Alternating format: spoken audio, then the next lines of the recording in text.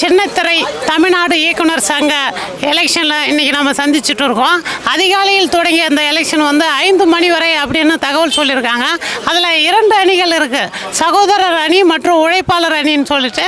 நீங்கள் எந்த அணியில் போட்டிடுறீங்க? உங்களுடைய பெயர், அறிமுகம், உங்களுடைய எதிர்பார்ப்பை பற்றி சொல்லுங்கள் சார். சகோதர அணியின் சார்பில் மங்கை அரிராஜன் என்னுடைய பெயர்.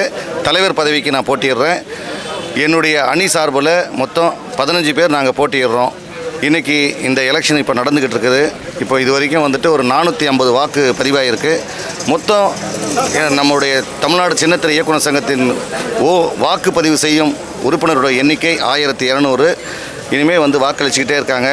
நாங்கள் தொடர்ந்து நல்லது செய்யணுங்கிறதுக்காக கிட்டத்தட்ட 8 வருஷமாக இருக்கிற அந்த நிர்வாகத்துக்கு ஆப்போசிட்டாக இப்போ நம்ம நின்றுக்கிட்டு இருக்கோம்.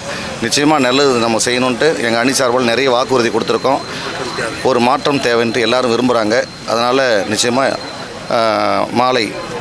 இன்று மாலை தலைவர், செயலாளர், பொருள் உட்பட அத்தனையுடைய பேரும் வாக்கு எண்ணிக்கை இருக்குது.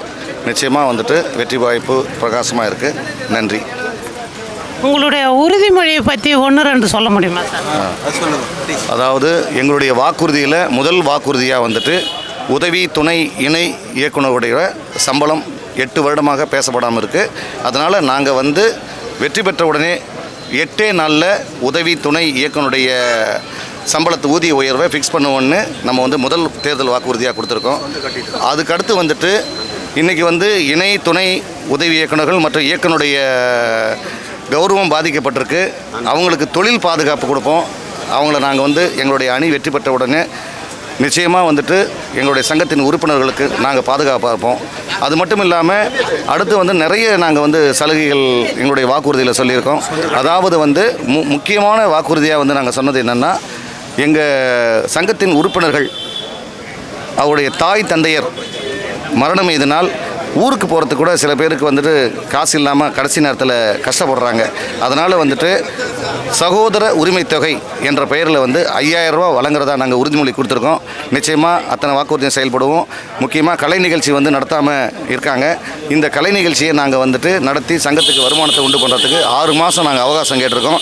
நிச்சயமாக அந்த 6 மாதத்துக்குள்ளே எங்களால் கலை நிகழ்ச்சியை நடத்தி சங்கத்துக்கு நாங்கள் வருமானத்தையும் நிதியும் உயர்த்துவோம். அது மட்டும் இல்லாமல் எங்களுடைய உறுப்பினர்கள் மரணம் அடைஞ்சால் நாங்கள் இப்போ கொடுக்குற நிதியை 2 மடங்காக உயர்த்தி 20000 ரூபாய் கொடுக்குறதா நாங்கள் தேர்தல் வாக்குறுதியில் சொல்லியிருக்கோம். கடைசியாக எங்களுடைய தேர்தல் வாக்குறுதியில் இன்றைக்கி நம்ம சங்கம் வாடகை கட்டணத்தை இயங்கிக்கிட்டு இருக்கு. நிச்சயமாக எங்களுடைய 2 வருட காலம் இந்த பதவி காலம் முடியறதுக்குள்ளே நாங்கள் நிச்சயமாக சங்கத்துக்கு சொந்த கட்டடத்தை உருவாக்குவோம் என்று நாங்கள் உறுதி கொடுத்துருக்கோம். அது மட்டும் இல்லாமல் இன்றைக்கி சின்னத்திரையில் உதவி இயக்குநர்கள், இணை துணை இயக்குநர்கள் நிறைய நம்மக்கிட்ட கோரிக்கை வச்சுருக்காங்க. குறிப்பாக பிக்கப் ட்ராப்பெல்லாம் தயாரிப்பாளர் கொடுக்கலன்னு சொல்லியிருக்காங்க. அதனால் நிச்சயமாக நாங்கள் தயாரிப்பாளர் சங்கத்துக்கிட்ட பேசி இன்றைக்கி அட்டா கமிட்டியாக இருந்தாலும் சரி, பரிமாறுறவன் நம்ம ஆள் அந்த பந்தியில் எங்கே வேணாலும் உட்காரலான்னு நான் டைலாக் எழுதுவேன். அது மாதிரி நாங்கள் பரிமாற ரெடியாக இருக்கேன். அதனால் உறுப்பினர்கள் நாங்கள் நிச்சயமாக எல்லோரும் நல்லது செய்வோம். உடனடியாக அவங்களுடைய கோரிக்கையை வச்சாங்க. நேற்று அசிஸ்டன்ட் டைரக்டர் ஒரு 50 பேர் ஒரு கோரிக்கை வச்சாங்க. சார், பிக்கப் ட்ராப்புக்கு எங்களுக்கு நீங்கள் உடனே ஆவணம் செய்யணுன்னாங்க. உடனடியாக அமல்படுத்தப்படும்னு நேற்று கூடுதல் வாக்குறுதியாக சொல்லியிருக்கோம். இந்த மாதிரி நிறைய வாக்குறுதிகள் நாங்கள் கொடுத்துருக்கோம். நிச்சயமாக எங்கள் அணி வெற்றி பெற்றால் நாங்கள் என்னென்ன தேர்தல் வாக்குறுதியில் சொன்னோமோ அத்தனையும் நாங்கள் நிறைவேற்றுவோம். அது மட்டும் இல்லாமல் இந்த சங்கத்தை, தமிழ்நாடு சின்னத்திரை இயக்குனர் சங்கத்தை 2001 மங்கை அரிராஜனாகிய நான் தான் ஃபவுண்டராக இருந்து இந்த நம்பரை ஒரு 7 பேரை என்னோட இணைச்சி நான் அந்த சங்கத்தை உருவாக்கணும்.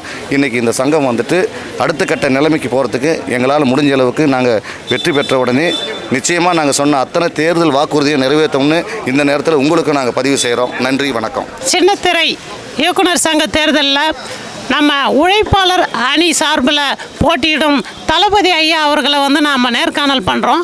அவர்களுடைய கொள்கை மற்றும் வெளிப்பாடை பற்றி நம்ம கேட்டு தெரிஞ்சுக்க போகிறோம். ஐயா, சொல்லுங்கள்.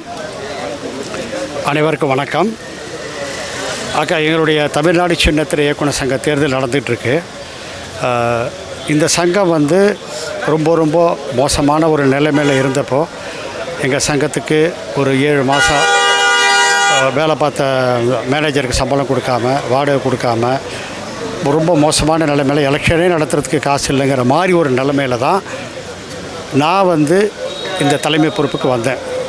அப்போ என் கூட இருந்தவங்க எல்லோரும் கூட சேர்ந்து நாங்கள் பல முயற்சிகள் பண்ணி இன்றைக்கி சங்கம் ரொம்ப சிறப்பாக இருந்தது. முதல் முறை நாங்கள் சிறப்பாக செஞ்சதுனால உறுப்பினர்கள் எங்களை 2வது முறை தேர்ந்தெடுத்தாங்க.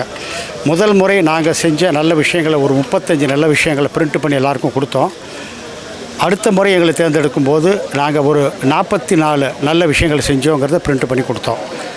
மீண்டும் எங்களை 3வது முறையாக தேர்ந்தெடுத்தாங்க. அப்போ என் கூட ஓவிய வழிகள் இயக்குனர் அரவிந்தராஜ் சார்லேருந்து முக்கியமான நண்பர்கள் எல்லாமே நம்ம கூட இருந்தாங்க.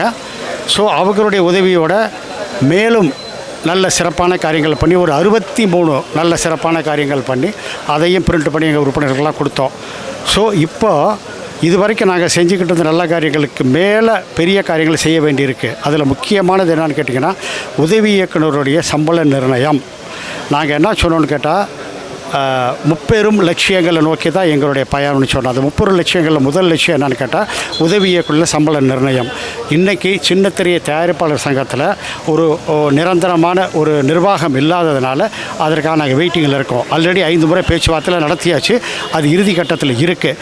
ஸோ இப்போ அவங்களுடைய எலெக்ஷன், இப்போ எங்கள் எலெக்ஷன் முடியுது, அவங்களுடைய எலெக்ஷன் முடிஞ்சிச்சுன்னு சொன்னால் நிச்சயமாக உதவி இயக்குனர் சம்பளம் நிர்ணயிக்கப்படும். 2வது, இப்போ நாங்கள் இருக்கிறது ஒரு வாடகை அலுவலகத்தில் இருக்கோம். எங்களுக்குன்னு ஒரு சொந்த அலுவலகம் வேணுங்கிறதுக்காக CD23 அப்படிங்கிற ஒரு ப்ரோக்ராம் நாங்கள் பிளான் பண்ணோம்.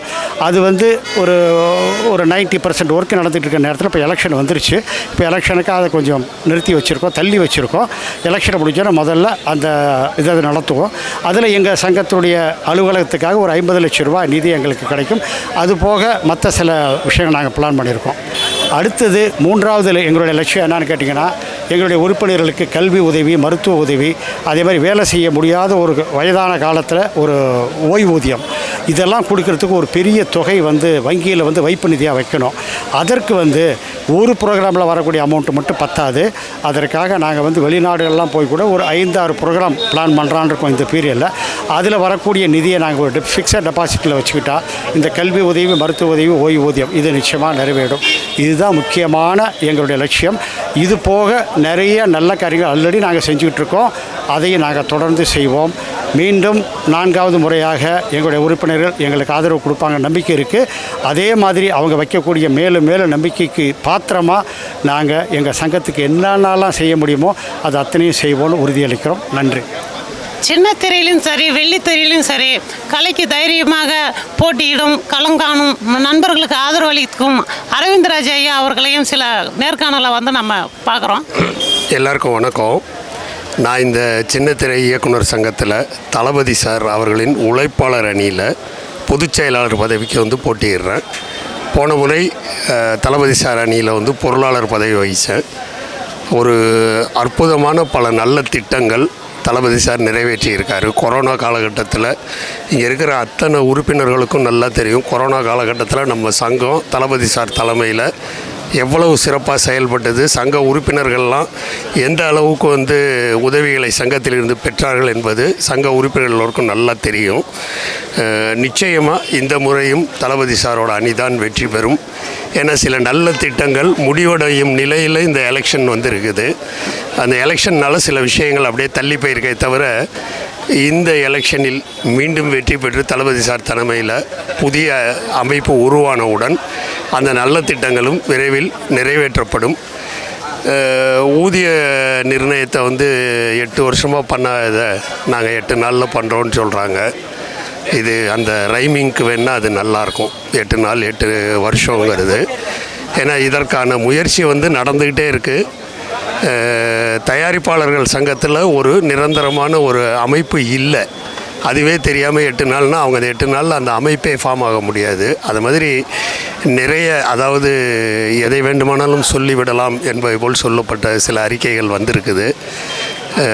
ஆனால் எங்கள் உறுப்பினர்கள் எங்களை எல்லாரையும் பற்றி நல்லா அறிவாங்க. நாங்கள் அவங்களுக்கு எவ்வளோ செஞ்சுருக்கோங்கிறதே அவங்க நல்லா அறிவாங்க. அதனால் நிச்சயமாக ஒரு மாபெரும் வெற்றியை எங்களுக்கு தேடி கொடுப்பாங்க.